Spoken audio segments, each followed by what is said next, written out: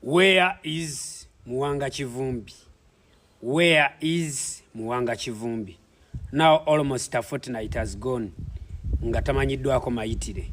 Alright, obunkenke bweyongedde mu State House. President Yoweri Kaguta Museveni alumbiddwa ababaka ba National Unity Platform. His Excellency Robert Kyagulanyi amaze okutowa order atagenda kubanja Honorable Muwanga Kivumbi oyo tagenda kudda mu kufuna kaadi ya NUP. Video eno njagala tugiwe obudde ogyetegereze bulungi ombulire, is it the right choice or is it the right decision made by His Excellency Robert Kyagulanyi oba nedda? Obadde okimanyi nti eno kati wetwogerera ssaawa zino omukulu amanyikiddwa nga Kabanda ali mu kubeera nga akola diversions. Baagala kujja bannayuganda ku mulamwa mu maaso awo nabyo mbikuletedde. Sheikh awambiddwa aliwa mu maaso awo naye atumulina. Nyongera bajjukiza nga tetunagendayo video soko jimpereka like gotana bakubeera nga subscribing wegate ku mukutu gweffe guno. Olunaku olwaleero eggulo mu kubeera nga olaba ku screen yo amanyikiddwa nga Honorable Nkeretanya avuddeyo n'atabukira President Yoweri Kaguta Museveni. Ku lwaki? Njagala osooka omuwulirize oŋŋambe ebyaddala, do you think this is the correct format of demanding Honorable Muwanga Kivumbi oba just bagenda kumuletera okusigalayo wonna waali? Jjukira paka ne kati tutonda kubeera nga tumanya waali ewatuufu. Nze mbuuza, poliisi eya traffic yayimiriza emmotoka ne bajjamu Muwanga Kivumbi ne bamutwala. Poliisi eya traffic kitegeeza yamanya abaagituma okukwata okuteekawo road block abagenda okutuukiriza mission ey'okukwata Muwanga Kivumbi basobole okugituukiriza. Kati poliisi essaawa eno bwevaayo negamba nti temanyi mayitire ga Muwanga Kivumbi era temanyi gyali. Okay, kale mutubuulire kubanga mwe mwateekawo road block okukwata Honorable Muwanga Kivumbi ng'ava mu makage ng'ava okusaala ejjuma ng'agenda e Kampala. Famire ye temanyi mayitire, abantu be tebamanyi mayitire, balooya be tebamanyi na wakumusanga. Ne bannayuganda mwagala mutukube mutubuulire na bute bwe tulina okukaaba? Bannayuganda mwagala bakole ki? Mutegeere nti baagala obwenkanya mu nsi yaabwe. Twagala Muwanga Kivumbi, bannange gavumenti n'ebitongole ebikwatibwako, twagala Muwanga Kivumbi naye alina famire, alina abantu, alina abamugoberera, alina abantu babadde akulembera. Kokasi nambe y'ababaka abava mu Buganda yabadde agikulembera mu palamenti ye-11. Essaawa eno ekulemberwa Honorable Migadde era nga Minister wa Fisheries, Minister w'ebyobuvubi. Ffe tubuuza, Muwanga Kivumbi ali luddawa? Muwanga Kivumbi ali luddawa? Muwanga Kivumbi ali luddawa? Muwanga Kivumbi ali luddawa? Gavumenti muveeyo mubuulire bannayuganda Muwanga Kivumbi gyali. Omuba mwamutta mumuleete, bw'aba gyali nga yazze omusango mumuwozese, kwa n'ennaku ezimubeeza mu custody yammwe nga tatwaliddwa mu kooti zaggwayo, essaawa zaggwayo 48. Ate era temwamutwala mu bitongole bya nti akwatiddwa ku poliisi oba poliisi Z oba poliisi Y. Twagala Muwanga Kivumbi, twagala Muwanga Kivumbi. Kibiina kyaffe kijaguza emyaka 6 egy'obukulu, naye gyonna emyaka 6 kyemusobodde okutusasulamu kwe kubonyabonya abaana baffe, okubasiba, abamu okubatta, n'okutulugunya bannayuganda ne bannansi abagezaako okuwakanya oba si okuwakanya, okwogera ebituufu ebyandibadde bikoleddwa. Banaye tunaatyende kutunanywa ku lwendo. Banaye olwatta omwami nalumanya nti lwaki tewayogera. Banaye ffenna tugatte wamu eddoboozi tugambe free Muwanga Kivumbi, free all political prisoners. Twagala Muwanga Kivumbi, twagala Muwanga Kivumbi, twagala Muwanga Kivumbi, twagala Muwanga Kivumbi. Bamute ewatalika kwakulizo konna kuba kooti yamuta nemusasuza ku kakalu ka nsimbi ez'obuliwo empitirivu. Twagala kati kumanya aliwa, bamuleete kubanga talina musango. Kale omuntu ne bajja ne bakuttira abantu bo mu makaago ne bamala ne basibako gwe emisango gy'obutujju ng'ate gwe batidde abantu bo. Nobwo obulumi bwa nnabaki bannaaye? Bulumi bwa nnabaki? Waliwo obulumi obusingaawo, waliwo obulumi obusingaawo. musuubire omuntu nti kale mumutadde agambe nti kale mwebale nnyo mwebale okunsiba emyezi 6 mbeebaza nnyo bannange mwebale mwanzitira n'abantu bange era n'olwekyo neyabagamba mwatta abantu bange njagala accountability ku bantu be mwattira mu maka gange kuba teyalina mundu ne byonna tulina essuubi buli kitandika kimala ne kiggwa buli kiba n'entandikwa kiba n'enkomerero buli kintu kyonna kyonna ekitandika ku nsi kuno ate naddala nga kirina obulamu kirina okufa ate era n'ekyo ekyewaga amaanyi gatuuka ne gakikendeera amaanyi ga Nabugi gamussa oba gamukubya akyali muto ne n'abo abakadde bwe mulaba abo abakootakoota nabo baaliko abawalajjana n'abo bannamukadde abo abakadde abasajja abakulu baaliko abavubuka envuumuulo enkulakalevu emini embulakalevu. Time will tell. Time. We are just waiting patiently, though patience pains, but it pays.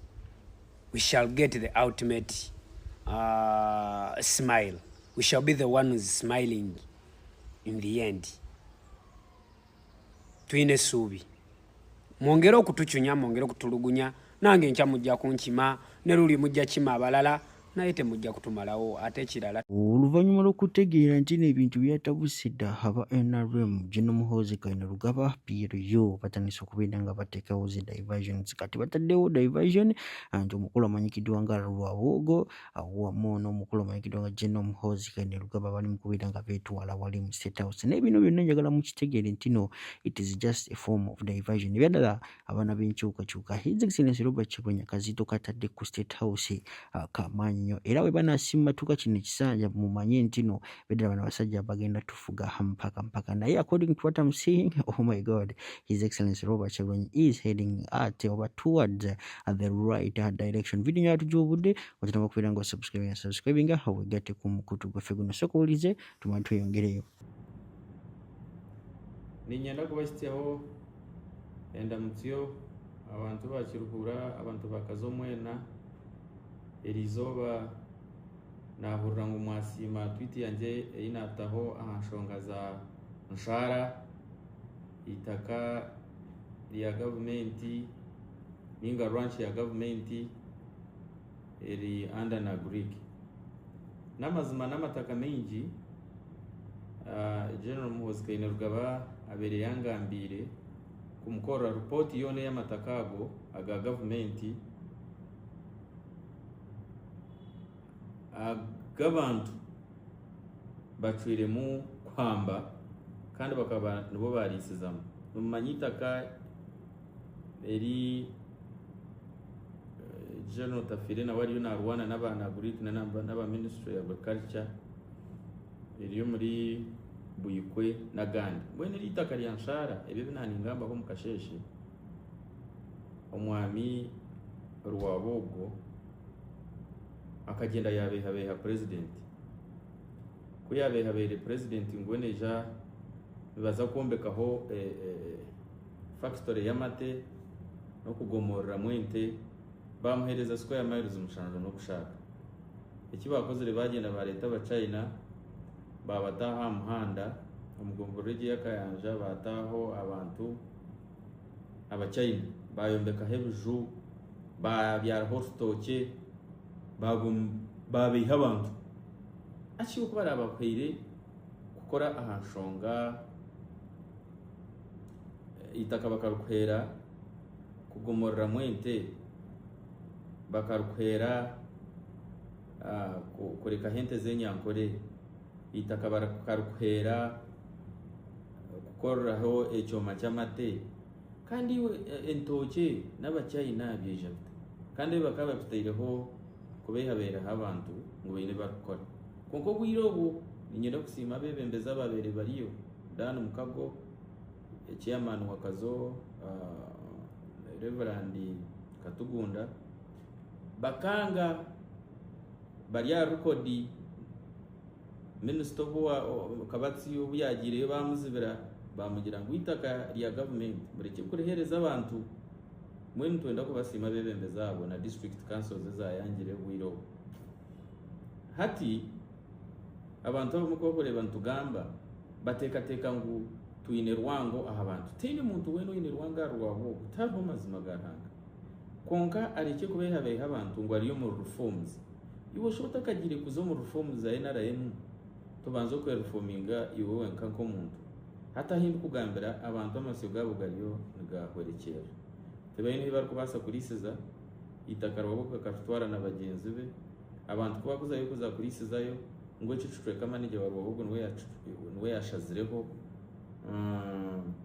ngo harumwe ngo mubaka hapangisa kandi n'abantu abandi na project ndi president yamuherere itakeyo tiyakora deni yaza kuzo president ngukabanda nanjuma nandwansi nyishini nkujuma ngo ni nyatana ne witaka nyishini nkujumera kiti nkujuma konke ebyo ruko banokora niyo ruko banokujumisa kandi bujumisa na NRM mwene uko ruko banogira ngo nonda reforms ebikorwa byonke tukora itwe nkabari yo movement nibyo dushemeye kwindura konka tabo reforms zizo kwetengeza mwene amasiyo abantu gariyo ngahwerekera sanga aho kiruhura kazo kandi itaka muriyo mu rupangisa abantu mutakagire kubeha president rero kuza kutweta ba kuruksi bad boys hachi bibi you know corrective kuruku you are a bad man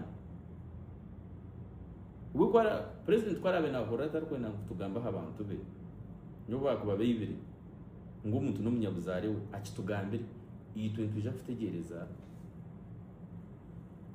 beibo kuba reibe bakutware nkoko barakutware konka ntwenda ngo tuza record tube twagambira abantu president ijo byabere nashabera Moses Sari arigirere yagira ati nyewe Moses Sari na omusejano idambi ninye nabandize kumurwanisa kuyahambere on the 25th of January 1971 we yarundanda ho batahibe yabagira to takubasa ahabo kubakagamba kareba ngo ori atakubasa kuba mwebembeza mwene kuturarigiye twagamba abantu bari no bitizina rya movement no baraba y'abanyabuzare ba president atwikirize tugambe ari cyo ngo babona those are groups bad boys never ni manyango na video oji mutwara konka amatakankago kubara bari bakushara amaranchi hacha barisa tubaru haho abarisa tubaru sanga abarisa tubaru nyakushozi abarisa tubaru nyakashasha abarisa tubaru kazo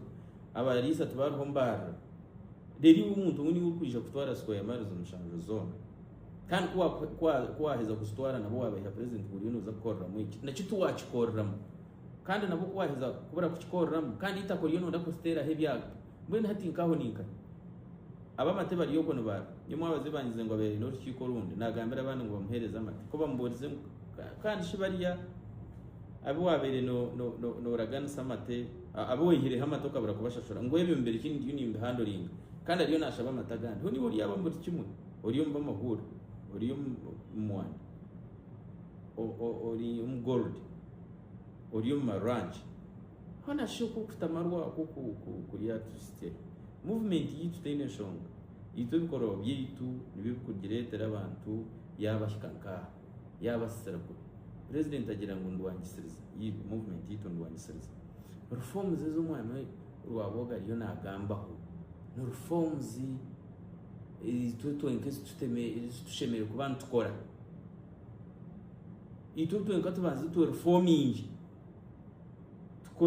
tukore movement birungi mwena masoga abantu kurra ngo ngariyo ngahwerekera hariyo buseri deri okagura obunyamahurre hariyo bukatandika kujumanya we hona nogira ngo abantu tubari kukireba mbinu ebyo kugamba ntibatwine bingi konka abantu kuba kwereba ngo weneje kushobora rero ngo nashwero wananga beshe bintu bya Uganda nibija kufa ngo iwe no shwero wananga nga situkuza kwikiriza president akagira ngo hariho yabera Zimbabwe abashomesa bariyo be karakata yagira ati I was about to go back to the bush mwini tunwe no kutwara mu kishaka omuntu no barakwete kuruku no barakwete bad boy no barakwete ki ngo habo kuba wagamba rwaboko don't care na president bakamweta swahili bamweta bandit konka yagumizamu na mission ntwija gumizamu na mission iki. Alright, nkugambye ekigenda mu maaso mu Uganda naffe tekinokwera nga tukitegeera. Omukulu amanyikiddwa nga Sheikh Kakande ate mulowooza tazzeemu n'awambibwa. Nkugambye vidiyo yino ngikuletedde omukulu amanyikiddwa nga Sheikh Kiti byonna abyogerebwa. Tana okubeera nga subscribinga Sheikh Ashraf omusomi w'edduwa. Enamba ze 0711 osomukwirako asobola okubeera nga akulomba edduwa gowena ng'oli ebina ebizibu visa eganyo oyagala kutambula bweru oyagala salary increment naye togiraba. Oh my god, gwe munboxing ajasobola okubeera nga akuyamba kwezi ensonga. Njagala osooka owulirize engeri omukulu Sheikh Kakande gye yawambiddwamu abakulu ba SFC. Kyesimanyi banya balina okubyogerako. Kakande muwambe simanyi mu bitongole byo byokwerinda mulimu ebitongole nga byo bityobyola ddembe sibikuuma ddembe. Kansooke nze ng'omunsuubire nti bino president tabimanyi kubeera ayinza okuba nga tamanyi. Basobola okuwamba omuntu nga president akola ki? Bino bize bibaawo emirundi mingi tukoleddwako effujjo ekimala oba konsaani yange nze nga nze sijja bikusamu yadde nayo byandikutteko kuba bino kabibeere byange. Lwaki akwatibwa atyo? Tuli mu ggwanga ki? Ani agenda oku obuzibu tusinga okufuna nti bino tubyogerera wano olya nga nti seeka kati tukole ki? Tukole ki? Gwe ngambirawo mu lukubo nga nfuluma ngamba tulinde lwe bali kutwala. Kati okubira endulu nga bukyali tukubiddwa amasasi ekimala. Ndowooza bwe tuba bakubalansinga namba abasiraamu abakubiddwa amasasi emisana ttuku be basinga obungi. Ne watabawo ekigambo kyonna kiddako bwe oyagala nkumenyere. Ab'ebyokwerinda Sekatwaha Kakande ali luddawa? Tumanye gy'ali tulambikirwe n'emisango gye yazza. Ffe kijja tuyamba okugyewala. Otherwise bwe tusigala nga tetumanyi twandikola ebikolwa bye bimu munaatuwamba munaatumalawo obumazi. Kati banditusaasidde ne batubulira Kakande gy'ali n'ebikolwa bye. Famire ye ejja kuguma, famire ze zijja kuguma nga zitegedde nti ali gindi era bano be bamuyina. Wallahi emirundi egisinga akabanga ke bamala nga bakusirikidde bye bakuyisaamu baba nabo tebeegomba nsemanye nti wagyoli. Nawulirako amaloboozi g'omuvubuka omu nga awanjaga nga mu kaseera nga tamanyiddwa wagyali be yali nabo bamuyisa n'ebikolwa omwami bye yandikoze ku mukyala baabimukola. Mu ggwanga ki era mu biseera ki era lwaki tugwana tubuulirwe bwe tuba tetugwana kuba bannayuganda twesalira amagezi eggwanga tulifulume tugende tunoonye obubudamu.